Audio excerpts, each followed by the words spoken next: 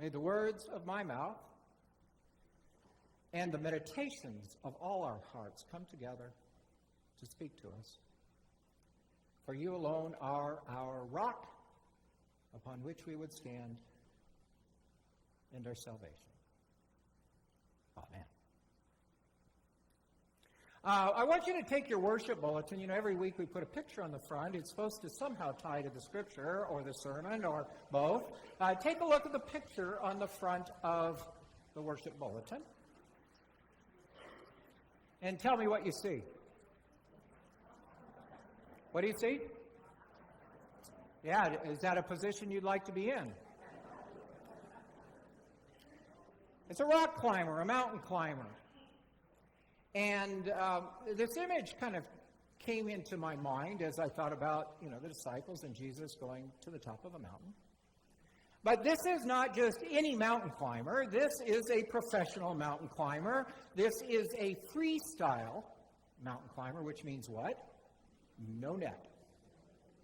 If you look closely, the fingers are wrapped in the crevices and he's hanging upside down. But this is also kind of cool. This young man is someone I confirmed in my church in Chicago. He is a professional rock climber. His family lives in Colorado Springs, and this is how he makes his living. How many of you would sign up for this? You wouldn't, right? Why? When he was a kid, he's climbing on everything, and people say, get down from there, and his dad's saying, wow, look at that. Always the dad, right? Yeah, he'll be fine, Mom. Don't worry about it. Why do you do that? Every step that he takes, every reach that he makes could be his last. It is something that demands utmost focus. Head, body, and soul. The coordination of these things and the strength in your fingertips. It's just got to be amazing. And you don't do it because you're crazy. Well, maybe a little. You don't do it because you're crazy. You do it because you are passionate. You're passionate about what you do. When you start climbing this, it's not like you get halfway up and say, well, I changed my mind. I'm going to go back down, stop the ride. You're committed, right? You're committed. Committed to get to the top. And when you get to the top, there's got to be a tremendous sense of fulfillment and satisfaction that you accomplished this till the next day. When what do you want to do? You're going to do it again. Only this time you're going to look for a better challenge, maybe a higher one, maybe more difficulty, but you're going to do it again because you're dedicated, passionate, to get to the top.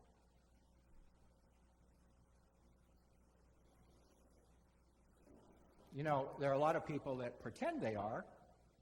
Have you ever gone skiing? You ever seen the people who sit in the lodge with the nicest clothes on?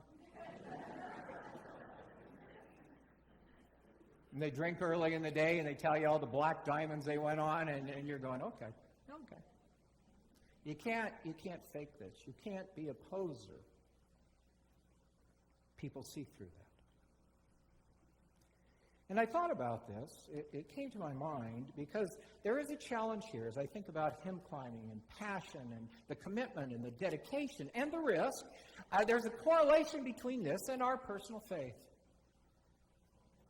There's a correlation that calls us to be passionate. Not just lukewarm, apathetic, careless, but committed and dedicated to our faith. Not crazy, because, we can be passionate to the point of being crazy. Every religion can do that, but passionate to the point that it really means something. All these weeks we've been talking about the Beatitudes, and Jesus says, salt and light. If you don't get anything else, salt and light, substance, what's your core, what's your values, what motivates you, what drives you, what do you measure everything else about, and how does that push you out to shine a light for yourself and others in the world? That's really what it's all about. What is your passion by which you measure yourself, your values, your satisfaction at the end of the day. Because most of us know at the end of the day what drives us, ashes to ashes and dust to dust. What are we passionate about? There is a reason, and you know when you do this thing, it drives you to greater heights. There's a reason that 90% of the disciples died as martyrs. It's risky business. It is risky business because the gospel, whether we like it or not, goes countercultural to most things. Turn the other cheek, become the servant, wash the feet. Those are not things that we raise up. And to espouse them, to live them, to emulate them, to let them be at your core, will raise you up to ridicule, and it will raise you up to other things. You know, the end of the Beatitudes, remember, is what? Blessed are those who are persecuted for my name's sake. There's a reason, though, that the church in history and biographies also raise up those very same people as models for us to live. Is that not correct? You know, the people who have given their all become the ones that we espouse to be. I was struck this week. I like Pope Francis. I like him. He said this week something that really caught me, and I think we should all ponder it. He said, "It is better to be an atheist than a bad Christian." I mean, think about that. It is better to say, "I don't believe," than to pretend you believe and not live it out. Wow. It's like sitting in the lodge with the best ski equipment on, right? I mean, that really hit me. I mean, that's a hard challenge. And I'm not sure what he means by bad Christian. I mean, that could be defined in a million different ways. Still, it's something to take home and ponder. Back to Scripture. Mount Tabor in Israel it's not a mountain by Rocky Mountain standards. It is a high hill on the edge of the Jezreel Valley. And the Jezreel Valley is a very fertile valley, but it's also the place where almost every biblical big battle that it was ever fought was fought there. It is the highway then, it's the highway now of transportation from the Mediterranean into just past Megiddo, which we would know as Armageddon, south to Jerusalem, north to Lebanon, east to Syria and Damascus. So it goes by the Sea of Galilee where Jesus was. There is, to this day, what they call the Jesus Trail. And from the top of the Sea of Galilee at Capernaum, you can walk to Tiberias, Magdala, and so forth, through the valleys to Nazareth, and you will go by Mount Tabor. So it's very likely that Jesus and the disciples, and Jesus especially, traveled this route often. But it is the only time we are told that he went to the top. Now, you may say, no big deal.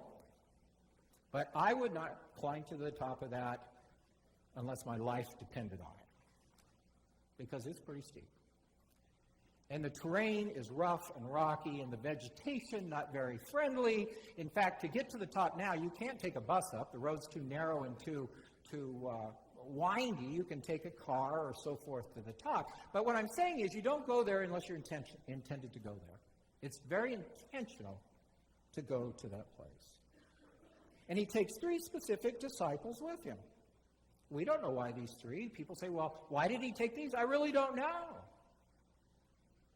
And while he's there, he morphs into this brilliant figure, and he has Elijah, the great prophet. And remember, Elijah on the mountaintop fought the prophets of Baal and called down fire to the sacrifice. And Moses on the mountaintop in Sinai met God and got the 10 Commandments. So you have the law and you have the prophets, and right there together, they're talking to each other, and he is illuminated. The last Epiphany. You can't miss it, right? You can't miss it. Well, here's an interesting thing. In Matthew, it says the disciples kind of see it. But if you read the same story in Luke, Luke says they almost missed it because they were asleep. At Women on a Faith Journey, one of the women said to me, they were always asleep, weren't they? There's true. And when I read that, it was kind of interesting to me because people said, why these three? I'm thinking to myself, maybe these three needed to go there because maybe they were asleep more than we know. And they needed to be hit over the head. You get it? Maybe these three, the reason they're there is not that they're special, but because maybe they're not. In the sense that all this time, they've seen all this, and what they really need is something you can't miss. Right? When I see this text, I'm thinking to myself, yeah, they can't miss it. But then I'm also thinking that if you really focus on Jesus, what Matthew is telling us is in him, Moses and Elijah were there all the time. And somehow this fulfillment and this coming together and this progression forward, it was always there. It's just they were asleep. Which hits us, I think, at times, because we too fall asleep. We too become lackadaisical, careless, thoughtless. Not intentionally, it's just, when we're calm and comfortable, we take it for granted. We move ahead until something knocks our socks off or changes our life. Oddly enough, and some of you know, some of you do know, some of you don't know, I have a chronic illness, which I don't talk about much because it's very private to me, and, it just is. I have chronic inflammatory demyelinating polyneuropathy. And for those of us who are not very smart, we call it CIDP. It is a rare thing. It is debilitating. It progresses. There is no fixing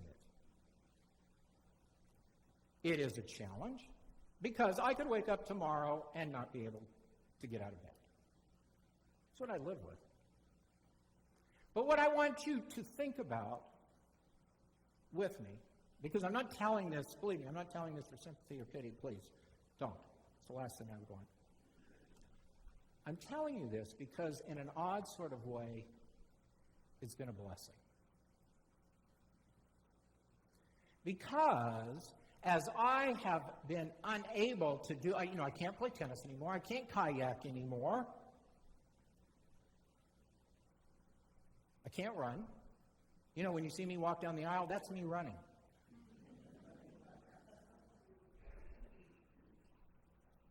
Because as my physical attributes have declined, the interesting thing is I've grown to appreciate them more than others. That the gift of this, when I see a young child playing soccer or baseball and their skill set of catching the ball, or, and I said there wouldn't be a big deal about having a grandchild, I got it wrong. I just want to go on the record and say I was wrong. Because when I watch that 10-month-old child learn things and focus and crawl and grab and giggle, some of the things I can't do because the dexterity and the fine motor skills are not what they once were, I'm in awe.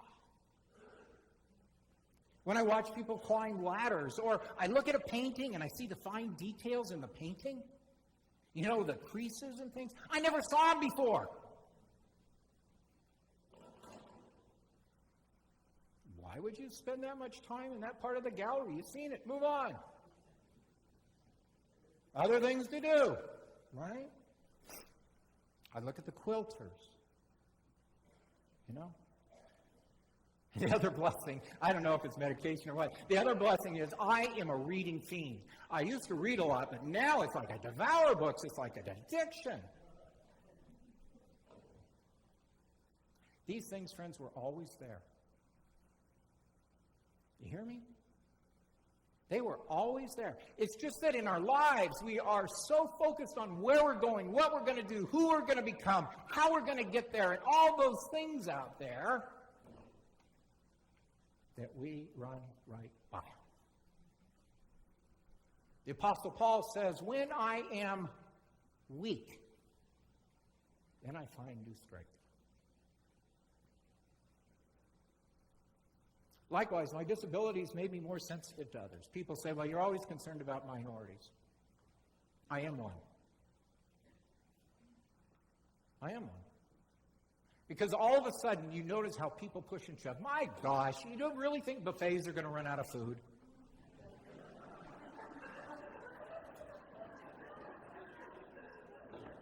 I mean, it's serious, do you really think they're going to run out of food? People push and shove. They got no time. I mean, seriously, you're retired. You got all day. And they cut in front of you, and for me, that's a challenge. I don't like crowds. They're dangerous to me. So I don't see people the same way. I don't see them as obstacles. I try not to. We live superficially that way, too. We look at people, and they cut in front of you, and immediately you go, well, he dresses that way, or his hair's spiked, or her hair is colored, or why would you ever put something in your tongue? You make those things, and you jump to assumptions and generalizations about the individuals, and I don't do that. At least I'm trying not to. We do it with tattoos, we do it with dress, we do it with color of people's skin. What I'm saying is we live at this level, and the blessing of my disability, it has pushed me down to try to see who people are, not what others think or say they are. When I was in Chicago, I had it actually when I moved down here. I had a 1998 Ford Mustang GT convertible. I sold it for two reasons. I drove it with the top down more in Chicago than in Florida. And when a Nissan has more horsepower than my muscle car, it is time to not be embarrassed anymore. But I was doing pastoral calls when I lived in Chicago, went down to Elgin, the hospital in Elgin, Illinois, and as is the thing, they have some parking spaces reserved for clergy, and I pulled into one, and the minute I pulled into one, somebody else pulled into one just a few rows down, and they were obviously upset that I pulled into a clergy parking lot. Don't know me from Adam, just saw the car. And they were after me all the way to the front door. I mean, loud, after me, very aggressively. When I got in there, they had books at that time. Clergy signed in. I signed the book, and he was still after me. And I said, just call security. I mean, if you got an issue, call security, but I got work to do. That's what I'm talking about. We look at people, we make judgments, we make assumptions. We don't know who they are, and God says, look deeper. That's where the transformation and the transfiguration takes place. You hear me? Someone told me a story that happened recently at Publix, and I hope I get it correct. Cardiologist, local cardiologist of Indian descent, been here a number of years, probably been a doctor of one of yours, was at Publix, and someone went up to this woman and said, you need to go back to Mexico.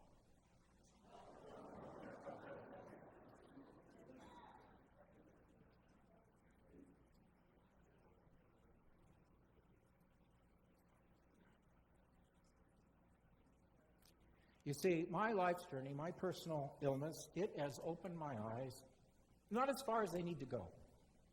It's opened my eyes to a spirit that looks deeper at the things of life. Deeper than how most of us look, because my body is slowed down. My mind still runs at 10,000 miles an hour, but my body is slowed down, and my spirit in between is trying to bring them in sync. My spirit says, wait a minute, look good, or you'll miss the good stuff that's around you all the time. There's so much more. Anybody here like wine? Got some distributors right over here. Anybody like wine? Okay. What's the best wine you got? And how much does it cost a bottle? $100 a bottle. And what makes it good? Aging? No, I mean in terms of how do you tell the difference between it and something else? It's complex. That is not a word I ever used about Boone's Farm.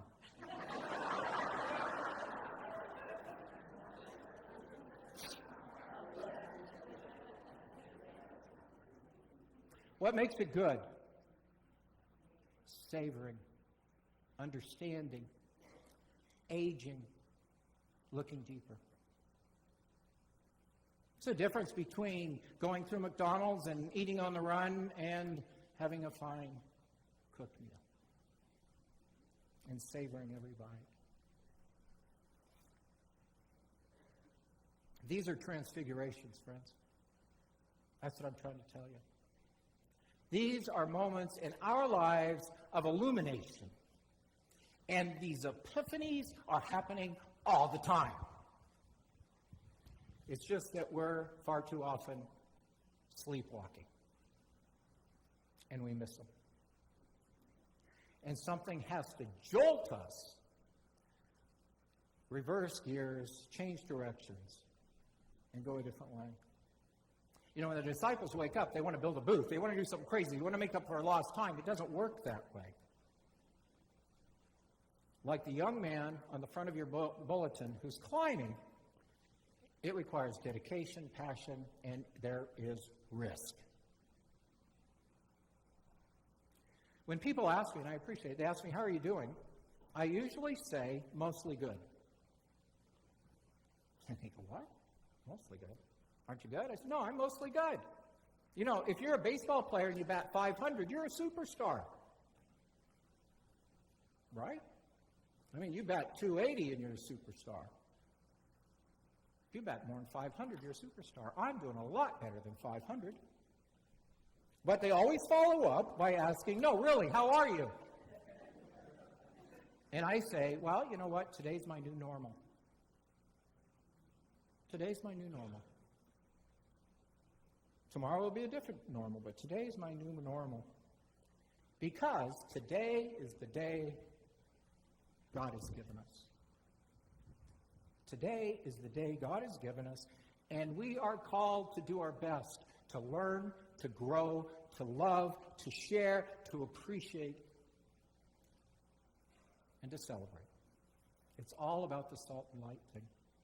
Substance and purpose. Who are we will determine what we are about and the satisfaction that comes from us. Where are our lives headed and why? Because when our eyes are open, we too just might see God right in front of us, seeking to transfigure and transform us. And when that occurs, in our souls, we know it, because when that occurs in our souls and our minds, we too will hear a voice say, you are my beloved, and in you I am well pleased. And it doesn't get any better than that.